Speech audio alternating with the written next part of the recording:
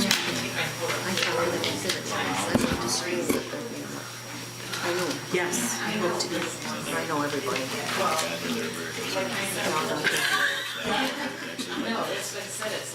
Don't you, are you getting an iPad also? Did you already have training on it? When are you getting trained on it? They didn't come to the training. I know, but I thought somebody said it was going to be Friday, Thursday. Thursday is board docs. No, Thursday night is board docs. I thought Thursday everyone day said is they're board getting. Department heads at 1 o'clock. Actually should be done. Oh, on board docs. I thought you were getting trained on the iPad. Say I'll take a motion to appoint the chair. You've been looking at your computer for a long time. I don't know. That's worse than asking me. Thank you. Come on now. Steve can help Roll you. call to determine that the mayor is not here. And what's your password? It's the exact same as everybody else's. Do you know what it means? Stop. Chief Delaney is sitting right there. Oh, he doesn't know it yet? He doesn't know. He doesn't know yet. Yep. Chief Hot Oh, no, she's doing it to you. She got you. She's doing it, she did it to all of us. The one you log into. Yeah, the SIB, that one with the 3 numbers. Nominate the chairman for tonight's meeting. The chairman. The chairman? Chairperson.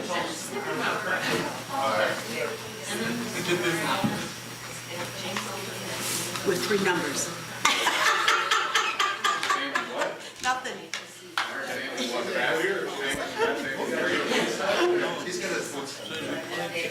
No, I didn't. He needs hip waders for that one. Usually it's.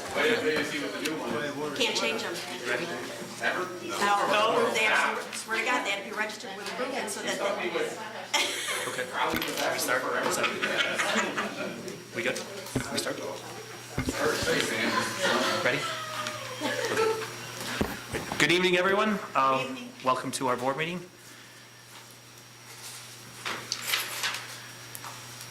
Take a roll call. Trustee Caveney? Here. Trustee Crowley? Here. Trustee Gillis? Here. Trustee Ivan? Here. Trustee Killelea? Here. Trustee Kreis? Here. Mayor LaRue is not here. Seeing as Mayor LaRue is not here this evening, I will accept a motion to appoint a chairperson for the meeting this evening. I would like to make a motion to appoint Trustee Kreis as the chairperson in lieu of Mayor LaRue. And I'll second that. Very good. Roll call. Trustee Crowley? Aye. Trustee Caveney? Aye. Trustee Gillis? Aye. Trustee Ivan? Sure, why not? Trustee Killelea? Aye. Trustee Kreis? Aye. Motion carried.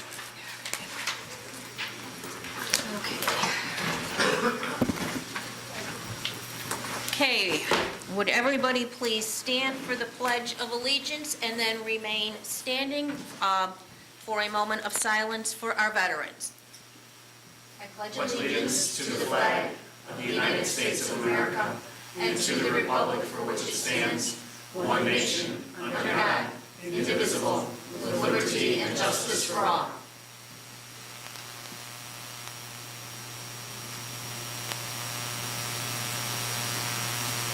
Thank you. Okay, thank you all for being here this evening. The first order of business is a presentation on the Stormwater Capital Management Plan. And just to give those of you who may not be familiar with this, this is as a result of a grant that was authored by myself and Anna Wolf from the Center for Neighborhood Technology.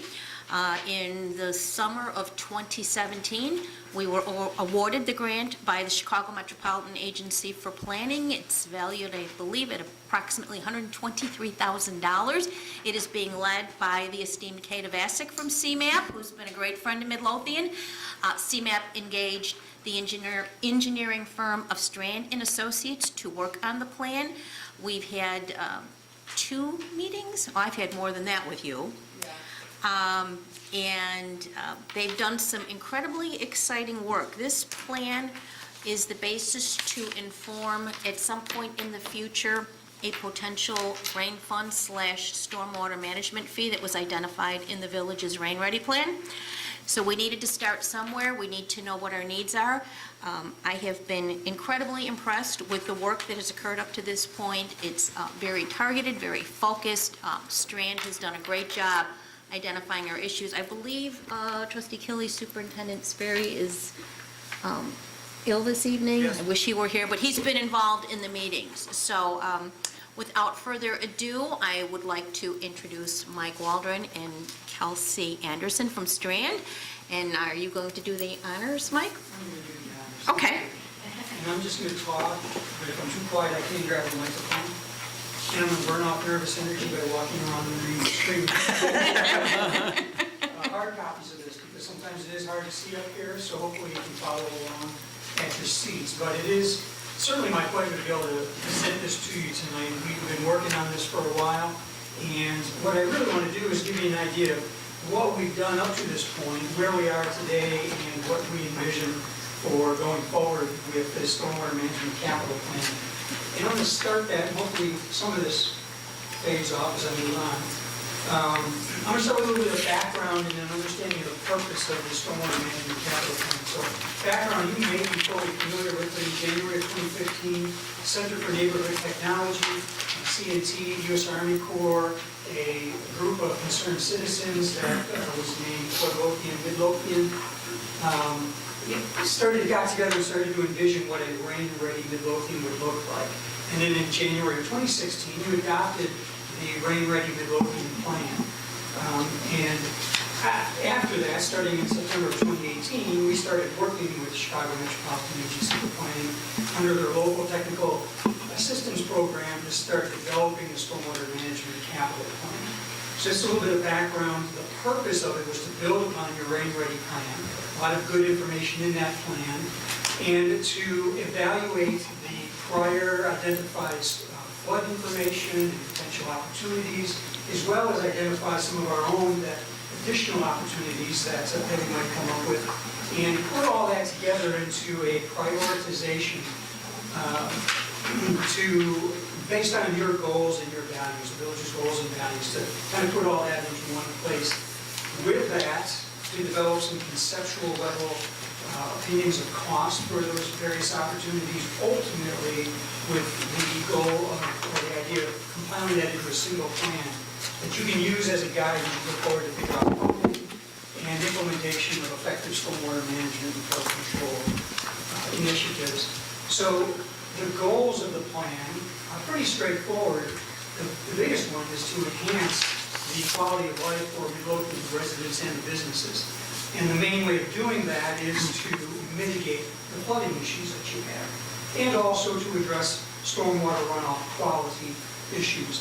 So the process that we followed to do this plan started with compiling an inventory of natural systems and your built systems like your storm sewer, your roadways, your infrastructure.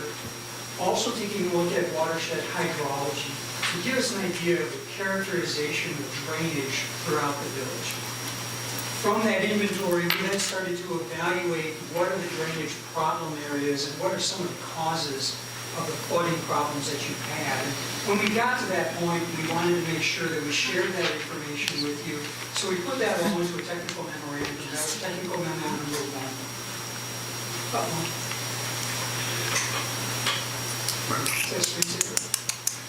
Nope, it's not a screensaver. Yeah, you broke it. All right, let's see if I can fix it.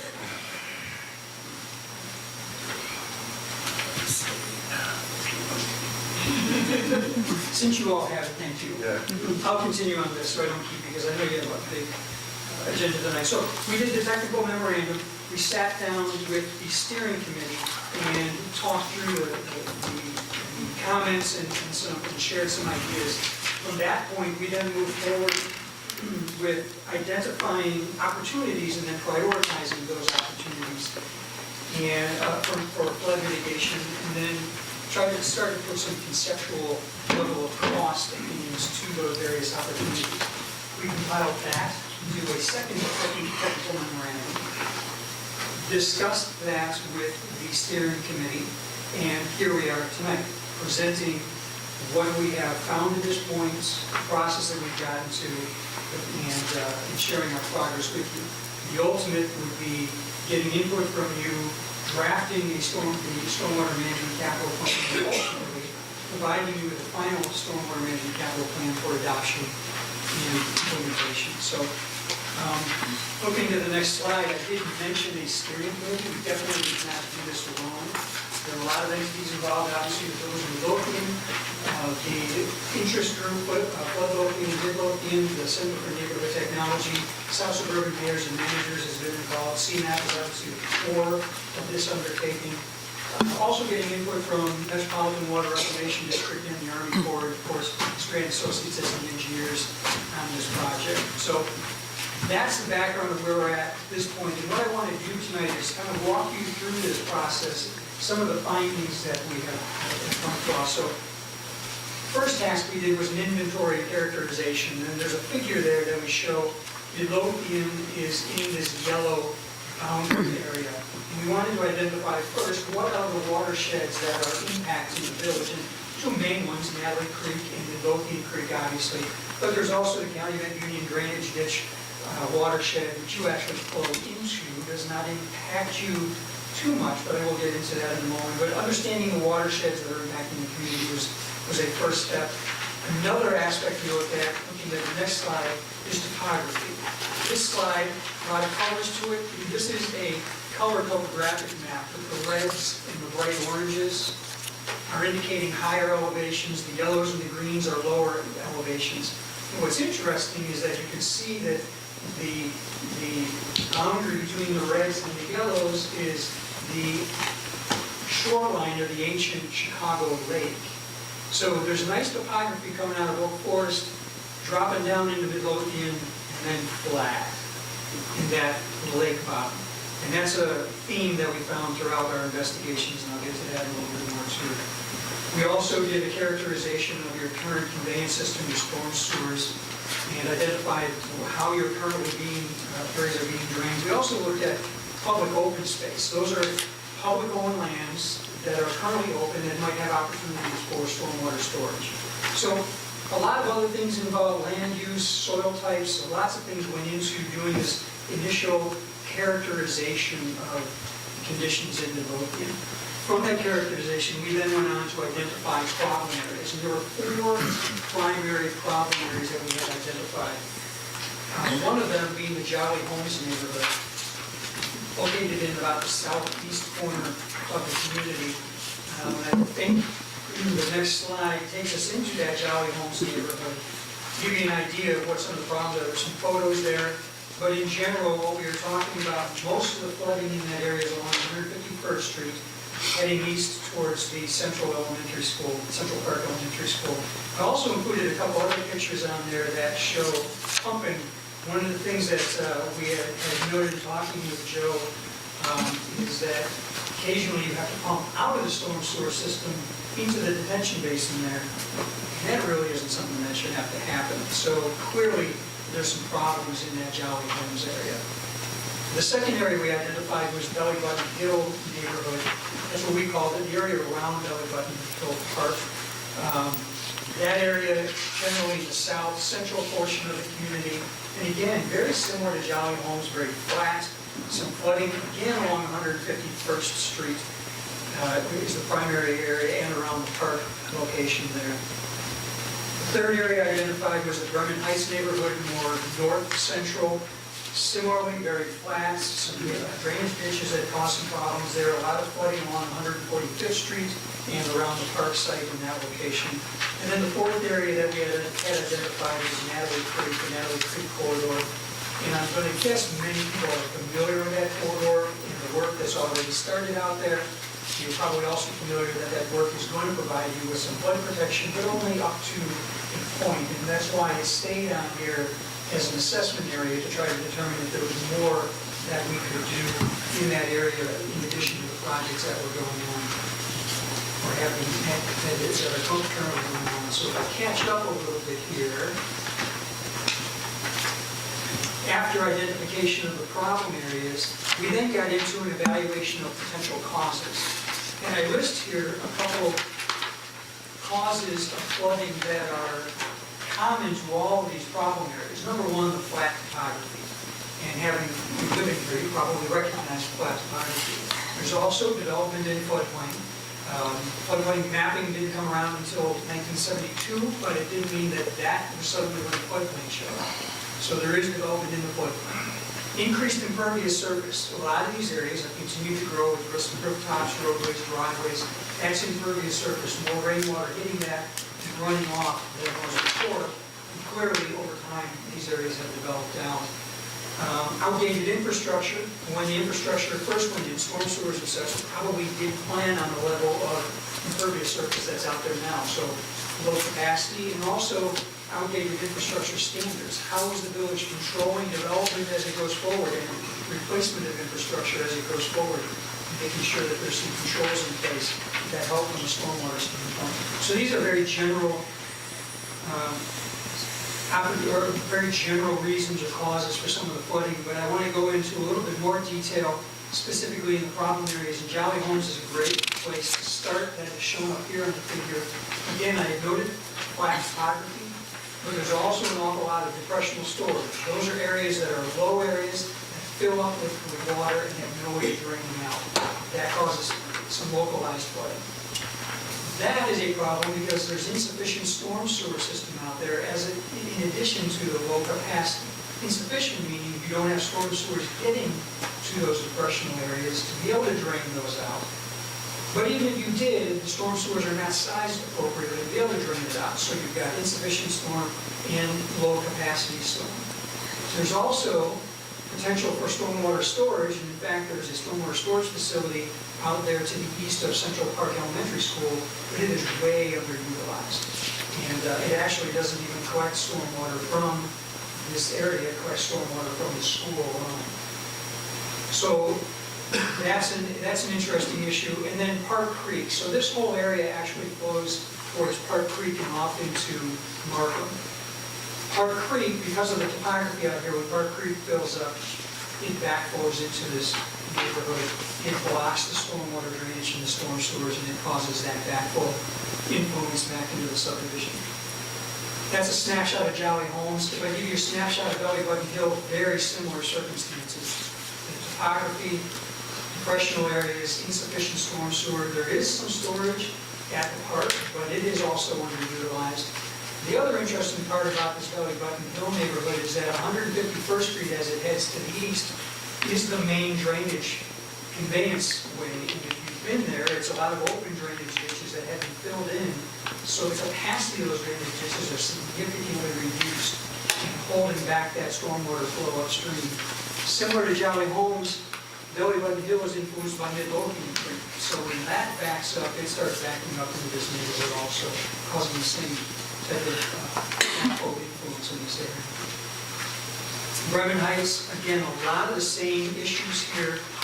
Key point is there's, again, restricted ditch capacity along 145th Street. There's some good opportunities come along with that. There's storage in the park, but that is underutilized.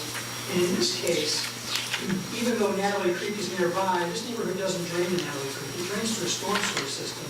There's 12-inch storm sewers that head north. And 12-inch storm sewers are not sufficient to handle the capacity of this area. So again, you have the inability to actually get drainage out of this neighborhood. So identifying the issues and the causes of flooding then led us into trying to identify some opportunities for us to address that. And it's important for us to start with an understanding of what opportunities that are out there, but also the limitations of those opportunities. So oftentimes when you look at stormwater, green infrastructure comes up. Green infrastructure is critical to anybody's stormwater management plan, but it has to be understood that things like rain barrels, rain gardens, and bio-retention areas and impervious pavement are good, but they are limited.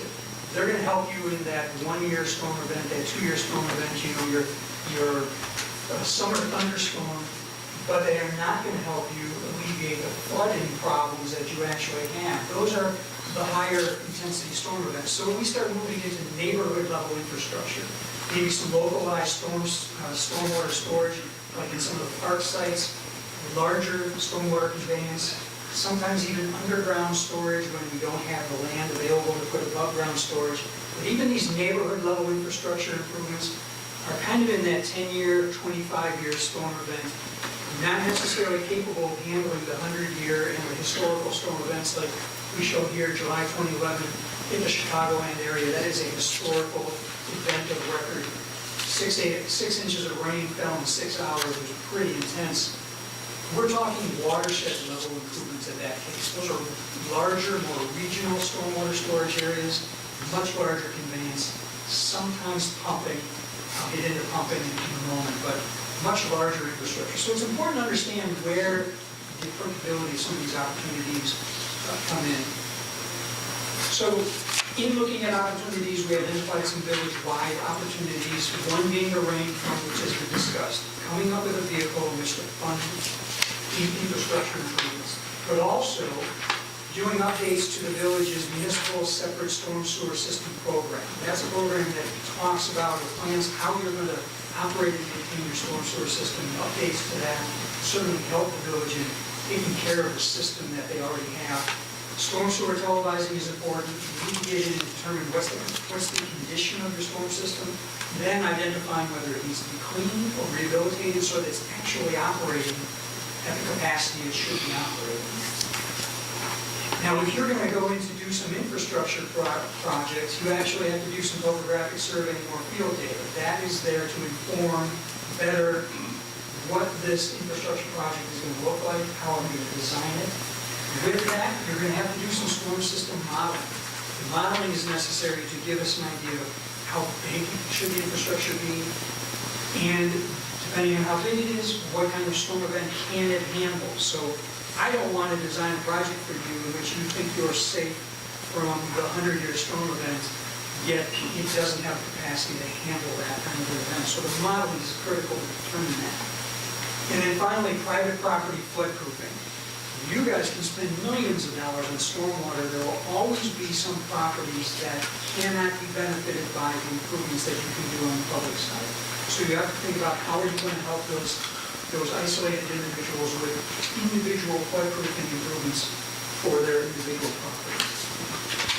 So by going to sharing some of the opportunities on a bigger picture scale, I talked about green infrastructure, very critical from a water quality standpoint. Those summer thunderstorms, those every couple week storms, those are the ones that are washing the pollutants off the roadway. Those are the things that these types of improvements provide a benefit to you for, as well as a little bit of storage. This lower right-hand picture is a project that we finished for Aurora a few years ago, in which they reconstructed about 28 intersections with curb bump outs in the intersections and created bio-retention basins in those curb bump outs to provide water quality and some stormwater storage opportunities. So those are the kind of green infrastructure that is important in everybody's program. But I also want to talk about conveyance. We talked about a location like I showed here, 151st Street at Central Park Elementary. This is looking west on 151st Street. We already identified that storm sewer is low in capacity. So an opportunity of improving and increasing the size of the storm system on 151st Street. But I'd also like to call out, along with conveyance, additional green infrastructure. One of the things that we're looking at is, if you're going to get in there and tear up part of the roadway to put into storm sewer, take advantage of putting in some of these more bio-retention, rain garden type of improvements in the parkway that provide you with the water quality and additional storage on the ground surface. That's the time to do it, is when you're already tearing things up. Additional conveyance, I talked about open ditches. This is a lot of what we see in Belly Button Hill neighborhood and the Bremen Heights. The upper left-hand corner when the snow and fog goes away. That's 151st Street at Midlothian Creek. We seriously have to look at that area and try to control Midlothian Creek from coming back into the village. And this is the downstream side where most all of Belly Button Hill neighborhood goes to. If you stand at that location and turn west, that's this picture. Looking west down 151st Street, there is a huge parkway corridor there that used to be an open drainage ditch that is now filled in, so its capacity is greatly restricted. So we have to look at opportunities here to increase that capacity in that corridor. Same thing up at 145th Street through Bremen Heights. very wide corridor there with some great opportunities. Now, those opportunities don't have to be putting back in a ditch. They could be much more aesthetic, they could be much more naturalized. They certainly could be gray infrastructure, which is a pipe underground, but I think we've identified some real opportunities that will bring aesthetic to the community and increase capacity in that open space there. I mentioned storage. This picture on the top is a picture of the existing detention basin that is east of Central Park Elementary School. Highly underutilized. We would look at the opportunity of increasing the capacity in that storage area. It could stay green space as it is now, so it might be able to be used. Could be active recreation use on that. And then it would, like it's shown in this lower left-hand picture here, it would flood during the big rain events and then drain out afterwards. Or it could be a naturalized basin like we showed here on the right, which might fit very well with the Sundrop Prairie, which is right adjacent to it. And there's opportunities with Sundrop Prairie to even get some additional stormwater capacity from wetland creation and working with them and naturalizing that prairie area. So could also be a combination of that. There's opportunities there to provide storage to get the stormwater out of the neighborhood to a place where it actually should be during the naturalist time. As I noted before, storage could also be underground. The problem with underground is it's generally about 4 times the cost of above ground. So you really got to think seriously about that and using underground storage. And then I mentioned pumping earlier. One of the things that we will not do is recommend to you to have pumping that helps you meet your flood control goal. Because then you're depending upon a mechanical system that you go to sleep at night, you're going to be wondering, is my pump actually going to start? The pumping that we would recommend to you is supplemental, which means that because of the flat topography in the community, when we do some of these detention facilities, we're probably going to have to drop them down so that we can actually get flow out of the neighborhood down to that facility. But that probably puts us, not probably, definitely, puts us below the outfall, below Park Creek, below Midlothian Creek. It's not able to flow out by gravity. Pumping would be there so that after that storm event is over, you would use your pumping system to draw that down to be ready for the next storm event. But it wouldn't necessarily be there so that you meet your flood requirement, because nobody says, well, that's the case. So with that, I'm going to close out the presentation with some next steps to give you an idea of what we're doing from this point. Number one, I welcome input from what you've heard tonight. Certainly would like to hear if you have comments. That would help us because we are currently in the process of drafting the Stormwater Management Capital Plan. And your input would certainly help to do that. That plan is going to have a matrix that lists all the opportunities that we've identified. It's going to give the pros and cons of the various opportunities. Going to list a prioritization, what we feel are the most important, down to the lesser important opportunities, and some concept level of cost, so you have an idea of what you're getting into with some of these opportunities. Eventually, we will be providing the Stormwater Management Capital Plan in its final form to you, for you to consider and to adopt and ultimately take to.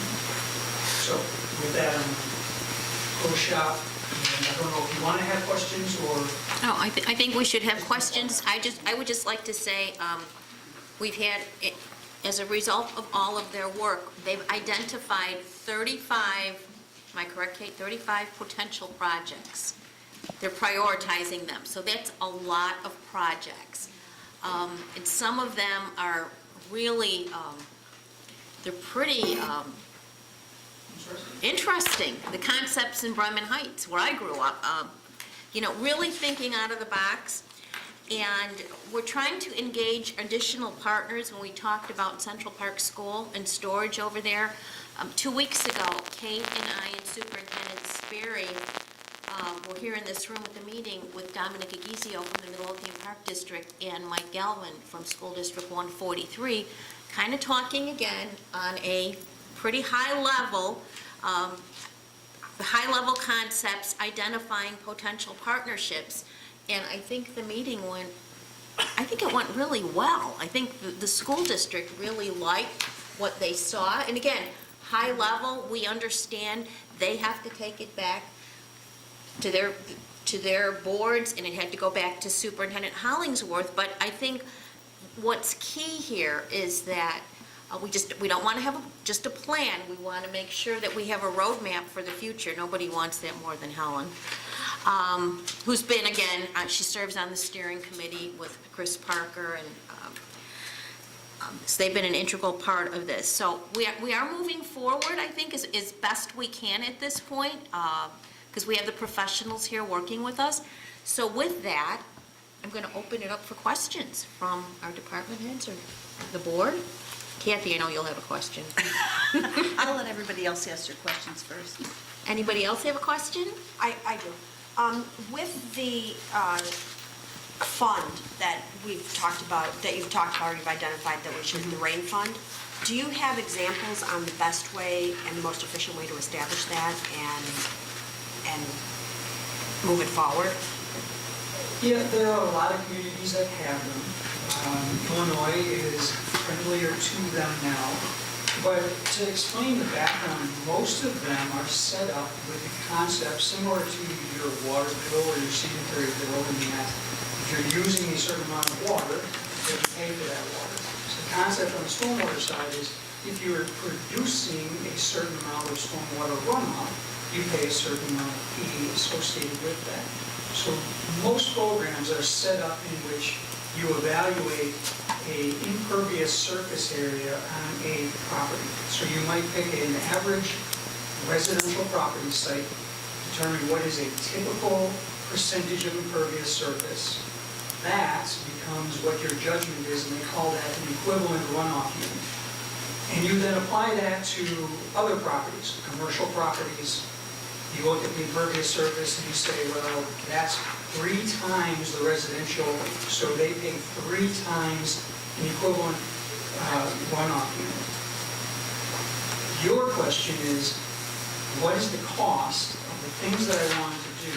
How do I program them in over the years? What is the amount of funding that I need to come up with to implement those? And based on that, what should one ERU cost? And that is what becomes part of your fund. And you start collecting. So it's meant to be very proportional to how much runoff is being produced by an individual property. Not to go into too much other detail, but there are usually other ways that people can come back and say, can I get a credit back? So if I put in a rain garden on my property and impervious driveway, then maybe we can reduce their 1 ERU down to a half an ERU, because they've invested, and you're giving them that credit back from a fund standpoint. Would an ERU just be for driveway, or would it also include your concrete slab for your garage and for your home? It will include your rooftop. So anything for your rooftop, Okay. that is generally thrown off, Okay, and then your hard surfaces. Okay. So your driveway. We don't typically count the sidewalk, the public sidewalk, nor the Right. roadway, but it's generally on your property what that is. so it would be rooftop, which would be house and garage, Correct. and then your driveway? Okay, Right. okay. And Mike, and there are some communities though that they don't even go through all that. They just charge everybody a flat fee or a flat rate. Yeah, some do. Right. The vulnerability with that is people might come back and say, wait a minute, I have a little house. Well, that person's got a huge house. Right. Why are we paying the same? That's why a lot of communities will try to set this up as a portion. And we actually are hopeful that the Center for Neighborhood Technology, they've been at the table, but they were going to help us with part of this as we try to roll it out, because a lot of it is education. And years ago, I was down at Willis Tower when Molly Ocean was still with the Center for Neighborhood Technology on a stormwater utility fee seminar. And typically, if you're going to do this, you have to hire a consultant to kind of help you through this, because it is pretty complicated. And you want to do it right. But we also have the Center for Neighborhood Technology. And Kate and I also talked about what our next step would be. So we're kind of thinking in the back of our mind, what can we do once we get the plan, and what are our next steps, and we'll see. This isn't going to happen overnight, but I think we've come a long way in a short amount of time. And Don, you've been at most of these meetings. Yep. You have. Yeah, it's from taking a big concept that was so nebulous and making it concrete and defining all the characteristics of the decision points. You've done a terrific job. I mean, if you look at that grid, there's all sorts of ways to look at it, and it just depends what the board wants to look at, but it just makes the decision so much clearer than when we started. So I want to thank you and actually Kate for helping us with this too, because you've helped us muddle through this a lot too, and maybe sometimes hit your head a little bit, but I mean, you guided us through the process and helped us with enough material, guided us what we should be looking at and how we should be looking at it. So this is an incredible tool that we're so lucky to have. So for each area that you identified where the major problems are, and if there's 35 potential projects, are you going to break those projects down by neighborhood and then break them down from like the most expensive to the least expensive, so we can kind of get an idea of how to attack it from that angle? Yeah, so the matrix that we had mentioned is going to list all the opportunities. And we've got them in a prioritized list. But the prioritization isn't necessarily based on cost. It's based on what do we feel from a value and goal standpoint do we want to tackle right away. And in some of that decision making, it was also recognized that, boy, I'd really like to put in a detention facility to be able to store stormwater. That's good. But how do you get the stormwater to it? Oh, so that means I have to do a conveyance project too. So there are cases where there's 1, 2, 3 components that really have to work together. And so through that, we came through the prioritization, and the goal was to start to attack these serious flooding areas first. And not just say focus just in Jolly Homes, but to make sure that we've got this plan so that, yes, we may start there, but we want a plan to immediately move here, immediately focusing on the areas where we really have serious flooding. As I said, there's a lot of opportunities in here, so they are not going to happen overnight, but it gives you an idea of where you might start in local time frame. Okay. Well, Is I got a this question. available digitally? Will be. Okay. Yes. Sure. Okay. I'm having a CRS town hall meeting for the village, and there's a couple maps in here that I'd like to borrow. They would be helpful. She'd for like to us. R&D, rip off and duplicate. Right. That's a lot of that is there. So I have a question. I've been a gardener for 40 years almost now. I have an empty lot next door to me that I manage all my stormwater and my neighbor's stormwater as well.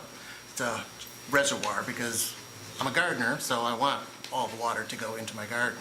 I also have French drains, reservoirs that are for storing the fast amounts of water that, happens like with the 100-year rain or something like that. I also have other rain gardens in my yard. So you're saying that we would have a default unit that I would be charged for, or a fee would be charged for?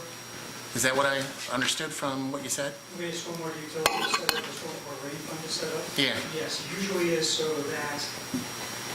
so the community doesn't have to go and calculate every single impervious surface and every single lot. You generally set up an assumed average lot size, maybe it's 1/3 of an acre, and generally most of the lots are in that size, and so they're all 1 ERU. You might have 2 lots, so you would have 2 ERU.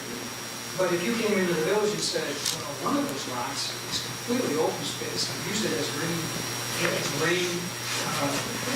runoff reservoir or rain garden, that's where the village is going to have some flexibility to be able to work with the homeowner and say, that's great. I think we drop that at 1 ERU because you're not producing any runoff off of it. And then you have additional on your own property, maybe we start backing off the one area and where your home is because you are helping and provide some additional stormwater runoff mitigation. So it helps in adopting such a fee program to show people that they have ways of also contributing and being part of reducing that runoff and getting some credit for it. We want to encourage people to do those kinds of things and not discourage them to say, well, I'm still paying what everybody else is. Why do I want to spend the time to put in a rate there or take care of it? Well, that would be my question then. Why do I want to maintain my infrastructure to do the stormwater if I'm paying the village money to take care of the stormwater now? Could I say something? I think we need to look at it from the standpoint of there's plenty of people like me who don't have kids, but don't I still have to finance the schools and such? I mean, this is a community as a whole. We have to look at what is not only fair, but it's unreasonable to think that we don't need schools and libraries and parks. So this is another part of trying to help the community as a whole. And while it's not fair to charge you the same as, you know, the parking lot in front of Burkhart's, you're still part of the community, and every amenity lends itself to value, overall value at the end of the day. Well, if that's what you want to do. Well, we shouldn't have let it go this far. And- So, you know, it's unfortunate that many things were not maintained and infrastructure didn't grow with the building. And ultimately, this is a board decision. This is a board decision, but we can't make the decision without this information. These are the building blocks, and we are going to build on it. And that's, again, why we have the Center for Neighborhood Technology. I think we are very fortunate, I know we are very fortunate, to have such incredible partners, such as Chicago Metropolitan Agency for Planning and the Center for Neighborhood Technology, to guide us through this process, because we are not the experts.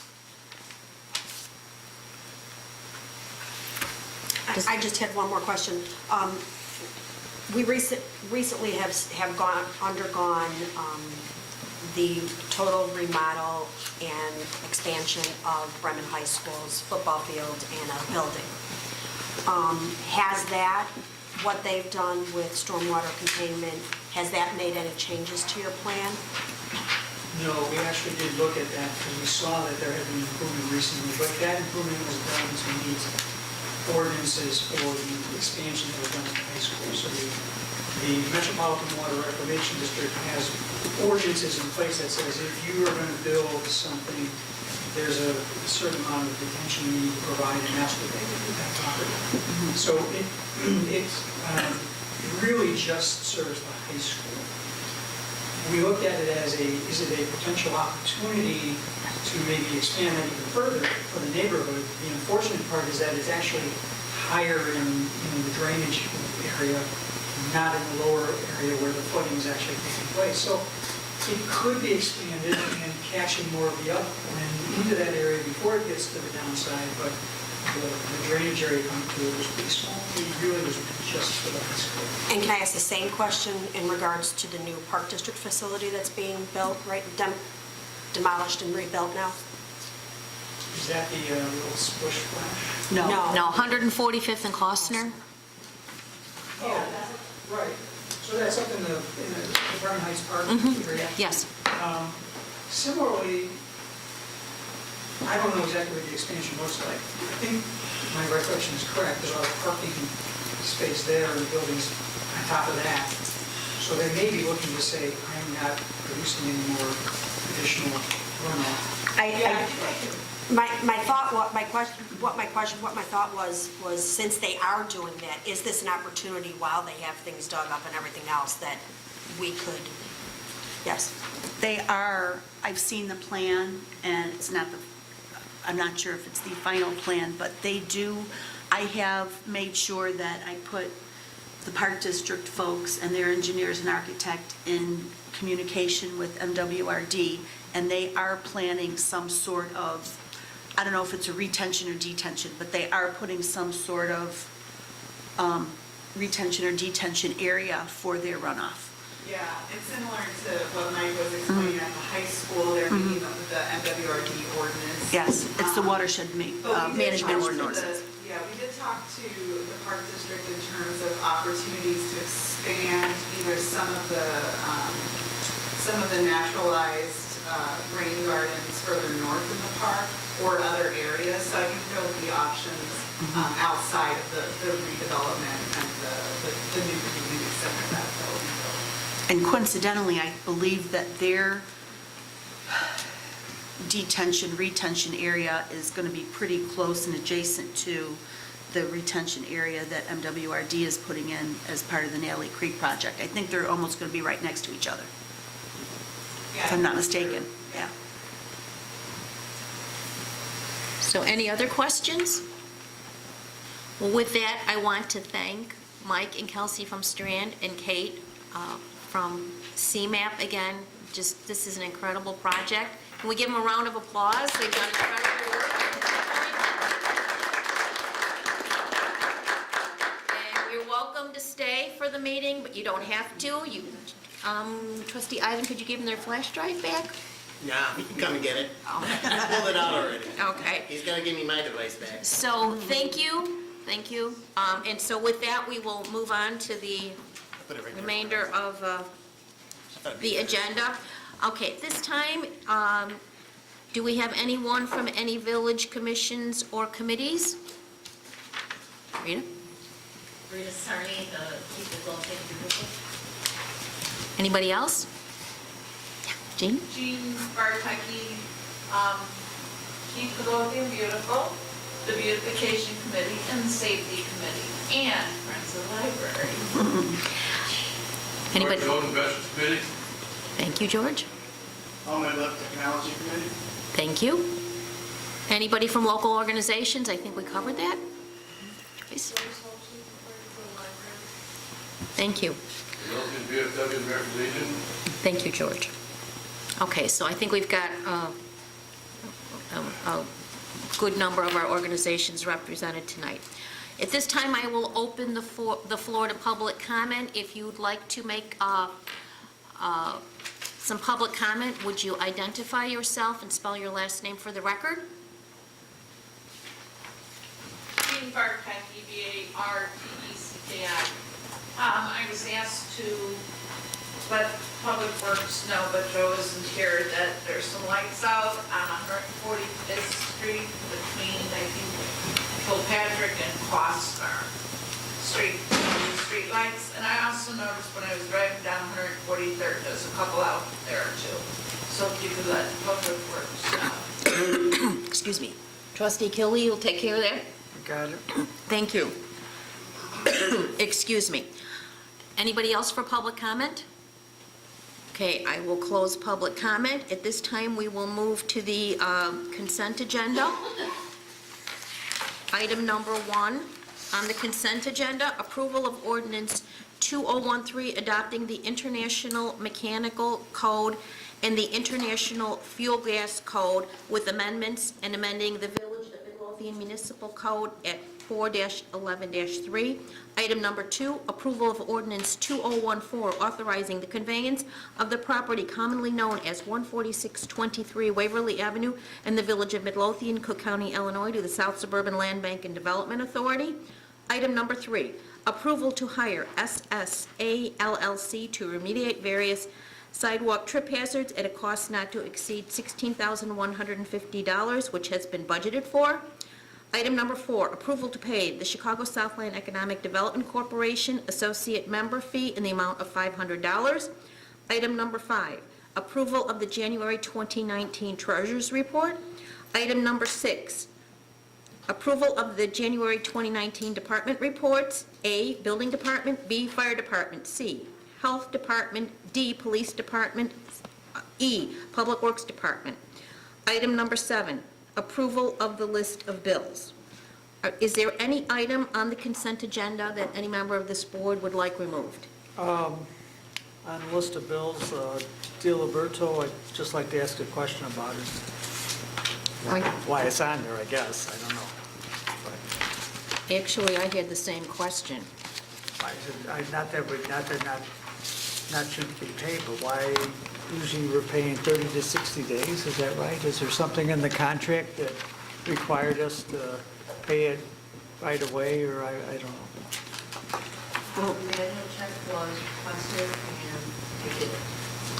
And it would be my question too. Typically, if we don't pay for something until the service is rendered, or we have so much down, and then as there are deliverables, then we pay incrementally. So I'm not sure why we would give a vendor all the money with them not providing anything. They're going out to do a project. That was part of it, they had to pay the fee up front. That was part of the agreement? Okay. Answer that question. Thank you. Anybody else? So are you all right with that? Yes. Trustee Killy? Okay. No other member has anything they would like removed from the consent agenda, so therefore I would be looking for a motion to approve the consent agenda. I'll make the motion. Second. Motion made by trustee Caveney, seconded by trustee Gillis. Any discussion? Roll call? Trustee Caveney? Aye. Trustee Gillis? Aye. Trustee Crowley? Aye. Trustee Ivan? Aye. Trustee Killiely? Aye. Trustee Kreis? Aye. Motion carries. Thank you. Okay, under my business, just a couple updates. Item number 2 on the consent agenda that was approved, that is for the old executive carpet cleaning building on Waverly. And now that that building is in possession of the South Suburban Land Bank and Development Authority, they will have the building insured. They will change the locks, and Clerk Moskell and Trustee Killiely and I and Russ Ryden, who's the Executive Director of the South Suburban Land Bank, have had a number of meetings with a potential end user. And so as soon as that individual can get in the building and inspect it, along with our fire department and our building department, hopefully we will have, the land bank will have a licensing agreement. That is our goal. And again, with the land bank having title to this property, they can go in and clear all of the back taxes. So somebody can get in there and hopefully redevelop that property. So as soon as Russ gets the locks changed, we will be having access to that building, so stay tuned. Let's hope that we have another redevelopment. We had a very lively Keep Midlothian Beautiful meeting last Thursday, and I want to thank our volunteers who were there. And again, we're working very hard and diligently on our Great Midlothian Cleanup, which is April 27th. And I plan to attend the Calumet Stormwater Collaborative meeting down at the Metropolitan Planning Council on Friday. Much of my life is spent dealing with stormwater. And I believe that is all I have this evening. So, Trustee Ivan? Can I ask Oh, a yes, question? yes. Do you and Superintendent Weinert have an update on the last court hearing that was on the Kedzie building? On the Kedzie building, yes. There was no appearance, correct, Superintendent Weinert? There was no appearance by the property owner or his attorney. So it was continued again until, do you recall the date? I believe was 15 days after this last court date. 15 days? To put a fence up, which they will not comply with that either, most likely. Right, and Superintendent Weinert was prepared in court with pictures and documentation that nothing that was outlined in the agreed order had occurred. Right. So if the continuance of 15 days was allow them the time to put the fence up, if they don't put the fence up, then do we have any idea what the judge is going to? We just have to go back to court and show Yes. evidence that there's no fence and see what the judge says then?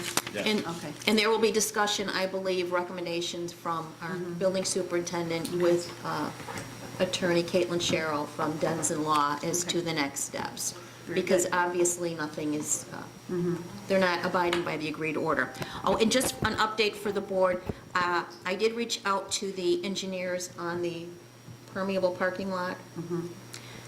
And if it has to be re-engineered, if we want to move the bricks to the east, the entire parking lot has to be re-engineered, which I don't think is going to be a good option. Well, does the whole thing have to be re-engineered, No. or just the sliver that? No, we're moving it the has to bridge be, it has to be re-engineered, and I was going to bring it up again.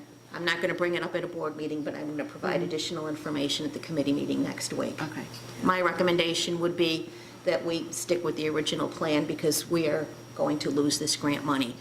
Helen? Because if you think about it, the elevation and the way that the water moves is different. So if you're moving permeability east, it's not the same runoff. So it's a whole new calculation. So, point of information. Trustee Ivan? Well, thank you. I got a couple of little things that I want to hit you guys real quick on. We had a problem with 2 of our precincts for the April 2nd election not having a home because because the Park District was tearing down their building. County was unaware of it. We're looking into finding a new location for those 2 precincts. Also, we had to order a computer for the new employee, and we needed also another one to replace an existing computer because of the, I want to say lag time, but it's basically old, and it's not working as well as it should. So as soon as I get the quotes on that and stuff, I'll bring that to the board. Also, I want to say that Frank Zima from Locust will be conducting utility bill training on site on Friday, March 1st for the front office staff. Also, the fiscal 2017 audit is done, and it's on your desk. The 2018 has been started, at least the, what do you call that? Not the groundwork, it's the... Field work? Field work has started on that, so we're moving very quickly on our audits. Also, the Departmental Safety Departmental Safety Committee meeting was held on Monday, and we discussed our things with our safety officer and active shooter training, and we're going to start doing training on all those things that we need for our employees.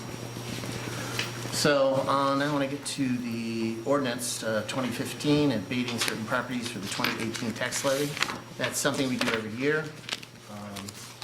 So I want to make a motion for the approval of that ordinance 2015, abating certain portions of the 2018 tax levy. I'll second. Any discussion? Well, okay, my question is, it wasn't discussed at the committee meeting, so are we at the deadline? The county does like to have it in by the end of February, and I would apologize. I just gave the numbers to you, I gave it to Maria. I did not realize that we were going to discuss it, only because it's the same thing every year, so that did not happen, and I do apologize for that. Okay. So it would be good if we got it done. Obviously, we're not against abating the taxes, we just, we would like to follow protocol, but And I in this case, we can, what does the board want to do, just go forward? Well, I actually have a question, too. I referenced, I was comparing it to last year's, and in Section 1, last year's, I have last year's, I brought it with. We referenced the total appropriation, and in this year's, we're just indicating the amount in Section 1 of the amount of the levy.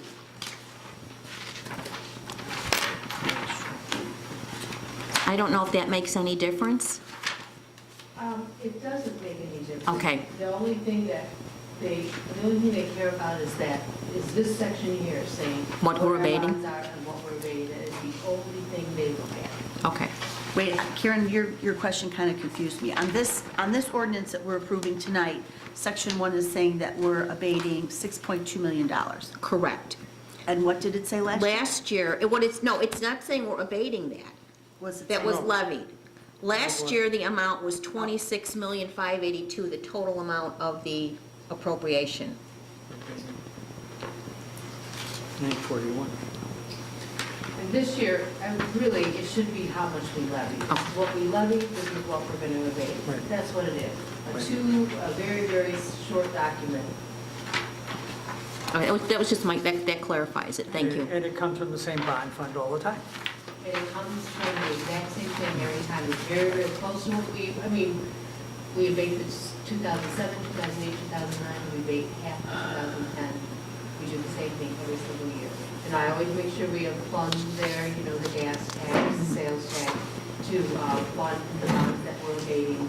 It's very, very full form. Okay, do we have a motion? Trustee Ivan made the motion, we have a second? Trustee Crowley made the second. Okay. So we have a first and second, we had discussion. Okay, roll call? Trustee Ivan? Aye. Trustee Crowley? Aye. Trustee Cagney? Aye. Trustee Gillis? Aye. Trustee Killily? Aye. Trustee Kreis? Aye. Motion carries. That's it for me. All right, thank you. Trustee Gillis? I have nothing this evening. Oh, thank you. Trustee Cagney, I know you have something. Here, pass these down, Don. Okay. Oh, and handouts. I'm having Don pass We're around. going This to is- pass it, we're going to pass out? Yeah. This is a draft. I emailed it all to you. I wasn't sure if you saw it, was able to get your email. This is a draft of the town hall postcard that I'm going to have mailed out. There's the copy of the front and the back. At the bottom, I did put a note on there about the Great Midlothian cleanup. I think there might be room for one other comment or date that we can put on there. If anybody has something else they would want me to add to the bottom, that would be fine. I got this quote from Crossmark Printing, copy you have in your board packet.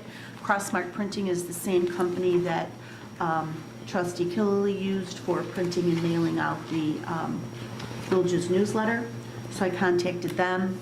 They confirmed that minimum size, if you're going to do a postcard mailing, it has to be 9 by 6. So that's why you see it's such an odd margin on this. I was able to format the page to be a 9 by 6. And I sent a draft of this document to Andrea at the printing company, and she said that, format-wise, it was fine. So Kathy, I have a question. You said that you have room for like one more date. I think I might have room for one more thing under the, We are in the process of firming up the tax seminar that we want to hold. Looks like it's going to be at the end of March, beginning of April. When do I need to get it to you by? I need to if I send can this get to a her. firm date? I need to send this to her by like Friday morning. Okay, all right. I'll see if I can get the county to commit to the date for sure tomorrow. And Kathy, if you've got room where it says replaces the May cleanup day, Yeah. could you just add something about, volunteers needed as we keep Midlothian beautiful, something like that? We want people to know, we want them to come out and volunteer. So I'm trying to make a big impact this year. Okay. Okay? Okay, so back to my quote, it's $1,952.88, and that includes the printing, the setup, and the postage. They will print the cards and they will get them over to the post office, and these cards are going to go out to all the postal customers in Midlothian, just like the newsletter did. So, and this is an item that is budgeted for. So I would like to make a motion for the board to approve the cost of the printing for the town hall mailing not to exceed $1,952.88. I'll second. Okay, motion made by trustee Caveney, seconded by trustee Killily. Any discussion? Roll call? Trustee Cagney? Aye. Trustee Killily? Aye. Trustee Crowley? Aye. Trustee Gillis? Aye. Trustee Ivan? Aye. Trustee Kreis? Aye. Motion carries. Thank you. As I put together the slides for the presentation for the CRS meeting, I would like to use a couple of the maps that are in this Stormwater Capital Plan. They're very excellent. And I already spoke to Carrie Pintar. We had CRS training last week on Friday with Carrie, and that went very well, and Carrie agreed that she would attend so she could help explain some of the more technical questions with regards to elevation certificates. And I also reached out to Katie Libowitz-Carls, who is one of our State Farm agents here in town. She participates on our Keep Midlothian Beautiful organization, and Katie agreed that she would attend this town hall meeting also to answer any questions that any residents may have with regards to their FEMA flood insurance. So we'll be, getting that all pulled together. Let me know if you need help putting the presentation together. Thank you. Also attached in your packet is a copy of an email from Ray Schinkel at Insight. He happens to work with Bill Schrader at Insight. Bill Schrader was the individual who represented Verizon in their negotiation with the village for Verizon's antennas on the water tower. Bill Schinkel also works at Insight, and he represents T-Mobile. He contacted me the other day, sent over this, just kind of a high-level, rough proposal. T-Mobile would like to add 6 antennas to the water tower, and they would need to lease a ground area not to exceed 10 by 20. Verizon's is 20 by 28. They are proposing a 5-year term with 5 5-year renewals, which would be a total of 30 years, and they are proposing 15%, they're proposing an initial rent of $2,250 a month for the first 5 years, and then with every 5-year renewal term, they would increase the rent 15%. So it works out to be not quite 3%. If you do 3% a year, 3% compounds on each other. Here, they're just suggesting 15% every 5 years, which I'm not in favor of. I would rather do 3% per year. The monthly rent that the village is going to be getting from, the starting rent from Verizon is $3,000 a month, and that's for 9 antenna. They're proposing $2,250 a month for 6 antenna. Attached, there's a little drawing rendering showing the water tower. The Verizon antennas are going to be at the top of the golf ball, and T-Mobile is suggesting that they would install their antenna on a support ring that would be around, like, for lack of a better analogy, the top of the golf tee here underneath the ball of the water tower. So I want to discuss this with, Joe and with Engineer Nagel and get their input on this before we move forward to have any other serious discussion about it. But I just wanted to bring it to the board, let you, give you all the basic information, and then we'll continue to have more discussions about this. So if you have any comments, input, please share so that I can, include that in my conversations with the folks from Insight. You're quite the negotiator. Well, I don't know about that. Let's see, water tower. And I believe that's it. All right, thank you. Trustee Killy? Thank you. Just a quick monthly status report for Public Works for January, and guess what they were busy with? Snow removal, salting, plowing, all sorts of things. They've kept them busy definitely through January. They also did 13 shut-offs, and they had 12 other miscellaneous water meter issues. Just want to inform the board that the sewer that was causing so much problems on St. Louis is fixed. They were able to get cameras through both sides, so they saw what was going on. And ominously, when the cameras were there, they saw light coming from the top. So the sewer's ready to collapse, and so it needs an emergency lining, which isn't budgeted for. We're going to try to find something from somewhere else we can put in there, but it's much more expensive to repair the sewer after it collapses and try to rebuild it than it is to line it. So I think next week you're going to get a memo from Superintendent Sperry to authorize relining of the sewer. But again, just to emphasize, that sewer isn't much worse than a lot of the sewers coming from Pulaski all the way east on the north side to Kedzie.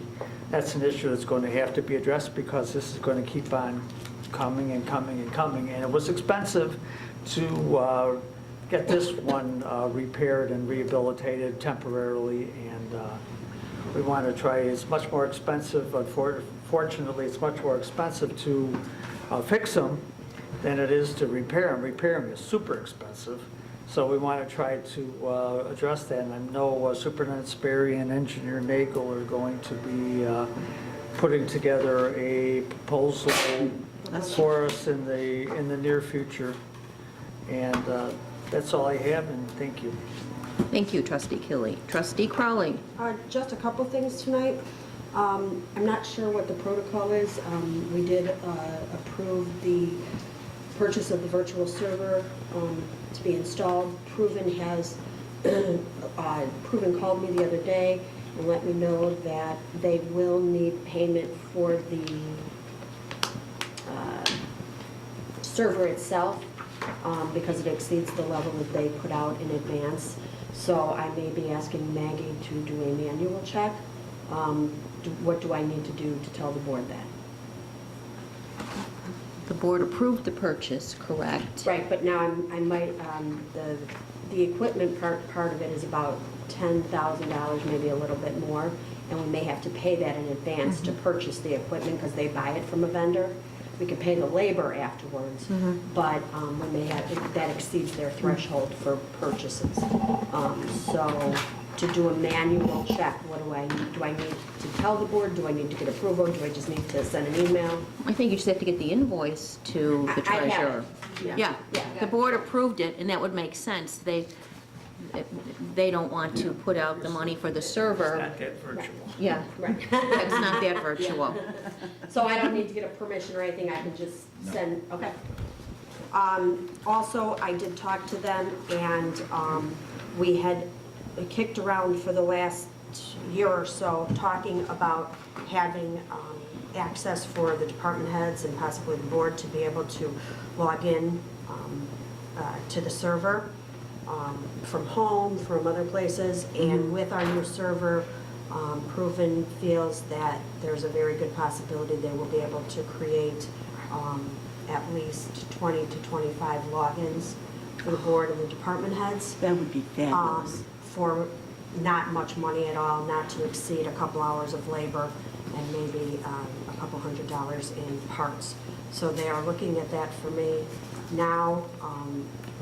I talked to Trustee Agin about it yesterday, and I'll be sending an email when they give it to me, because I know we normally talk about these things at committee and vote on them at board, but if they can do it all at one time and not have someone come back, it would save us a little bit of money on labor. So I may be asking for approval and discussion next week when I send it. So would it be kind of like a VPN? Yes. Type of thing? Yes. Oh, that'd be great. Yes. Virtual private network. Yes, I know what that means now. By the time she's done, she's gonna be installing this stuff. No. Don't be impressed. That's all I know. And that's all I have this evening. May I ask what you're wearing on your shirt? Oh, geez, I can't believe I almost forgot. I had sent an email to the board, our micro pantry, I almost said microbrewery. If we could put one of those in next, I'd Jean be really Bartecki happy. is also wearing a t-shirt. She offered to model. I wore a t-shirt tonight. Dylan will be selling these. I gave order forms to the entire board. So if anybody would like one, please let me know. I have order forms also. I'll also make sure that I get it to Maria or to Maggie to put on the website, and to the police department to put on the Facebook page. So we wanted to sport off our new little t-shirts in support of our micro pantries. And if I could give a little plug, I know that our village calendar went live a couple weeks ago. Yes. And I went onto the calendar last week, and I added 2 events. Awesome. I added the St. Joseph's Table Dinner, which is Sunday, March 24th, and then I also added my, the CRS Town Hall meeting. on I've gotten 4/4. some feedback on the calendar, and I think we're gonna wanna make a few little tweaks to make it a little more user-friendly and a little easier to kind of follow. But trustee Ivan and I are having those lively discussions. Sometimes the calendar is hard to find when you first log on to the village website. It's Yeah, tough to find. it's hard to find. Yes. So Yeah. if we could put some kind of little pointer name or icon that you can click on that'll just take you to that page, that would be very helpful. Yeah, I think we have a couple more ideas, but I'm gonna save that for our lively discussion. And we'll come to the board with some unity in how we want to handle it. Oh. How diplomatic of you. Okay. No, I don't want to be wrong again, just, you know. As long as it's blue and white, I don't have a problem. And we are, trustee Ivan pointed out, I was wrong when I defined the virtual server, as Chief Delaney reminds me all the time. Does that conclude your business? One more thing. I never get more than 3 minutes. I'm gonna take my whole 6 minutes here. The other thing was, we talked about last week, we've moved forward with redeveloping the website for the departments. I have probably 60 to 70% of the material that we need for the police department. Jerome has been working with trustee Ivan on the behind-the-scenes stuff. I anticipate by mid-March having the rest of the documents in place, and we should have our first department completed on the website. So I'm really excited. And then I know all the department heads and trustees are really excited to be the next one in line. So I'll be looking forward to whoever's ready next to move on to do the next department. You looking for volunteers? I have a feeling I have a volunteer. Don't look at me. Do not look at me. I'm up to my eyeballs in updating village code, so. Okay, moving on. I have just one quick question. What do those letters again stand for on the ID? Oh, I can't remember. Unfortunately, I can't give that information out tonight because there's a certain department head who has not received his iPad or his password information. Oh. Are you in for a surprise? Yes, all of us, we're all complicit. We're all guilty. Okay, moving on to department heads, Chief Hotwagner? Yeah, so just one thing, I just want to remind the residents, next weekend, March 10th, is daily savings time. So we change our clocks, we change the batteries, and our smoke detectors and CO detectors. Also, smoke detectors should be replaced every 10 years, so check the dates, they have dates in the back of them. If you got the newer type, it comes with a 10-year battery, which is, they last longer than lithium batteries. CO detectors, same thing, every 5 years in a CO detector though, and those also come with 10-year batteries. And you can also buy a combination smoke CO. So if anybody needs any more information, call the fire department. If they have any questions about calling or where to put them, or any assistance for you. Do you have any more smoke detectors, or is your supply No, gone? there's a grant program right now, they ran out. Okay, thank you. Chief Delaney? Yes, ma'am. On Saturday, Oak Forest is holding their annual flock parade, which is their St. Patrick's Day parade. The parade will go from 8 a.m. till noon, from 159th to 151st. We will have a soft closure at 147th Street. We'll allow for the businesses. So our EMA will be assisting them. We're going to be at max manpower. We have no, we're not allowing 3 days that day. We'll have the part-timers out there all day and all night for our bars as well. So, see what goes. Tell everybody to dress warm because the forecast is it's going to be brutally cold again and snow. We got our virtual server for use of force training in, so the guys have been doing that all week. And tonight we let the cadets come in to, so they're getting a kick out of that, seeing how police use of force goes in actual scenarios, so they're actually going through that now. They're done with that. But that's all I have. Thank you. Superintendent Weiner? Nothing. Thank you. Treasurer? Deputy Clerk Kolecki? You're up, Attorney Valdez? On March 5th, informal discussions with the firefighters union will begin. And obviously, we want to notify the treasurer that we will be looking for some numbers as to percentage raises for each firefighter in the various categories. And the other item is to follow up on the superintendent's review of the 14820 Kedzie property, the public aid property. March 4th is the day that the fencing is supposed to get up. None of the terms of the judge's order have been complied with regard to the cleanup. Caitlin Shallow from Denson's office will be in court on March 14th requesting authorization to enter the premises to make those board up and fencing repairs. Now, that doesn't mean that we have to. That just gives us the authority to do it if we decide we want to. So that'll be a decision for the board to make. Thank you, thank you. I have nothing for the village president. Clerk Mosco? Yes, ma'am, just a few quick things.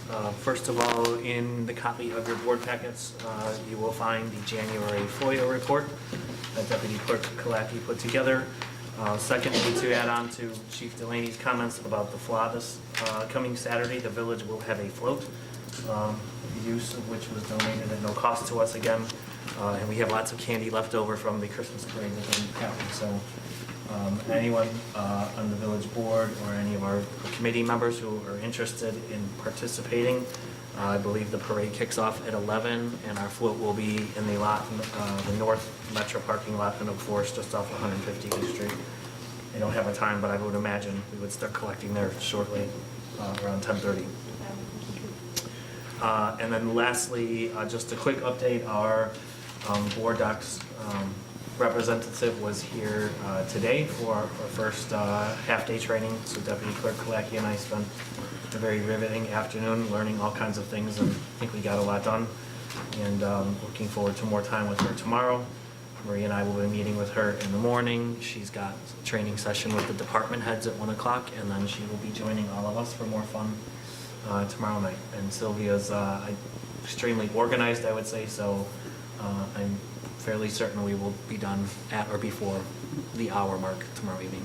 It won't be as much fun as Friday night? Probably will not be as much laughter as Friday night was, but, you know, we can certainly try.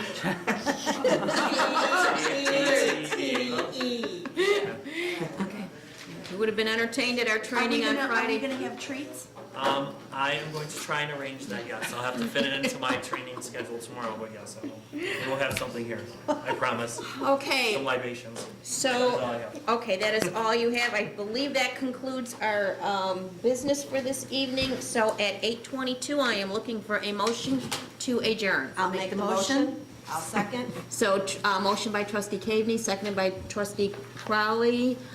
Those in favor? Aye. We are adjourned. Thank you. No. Who opposed?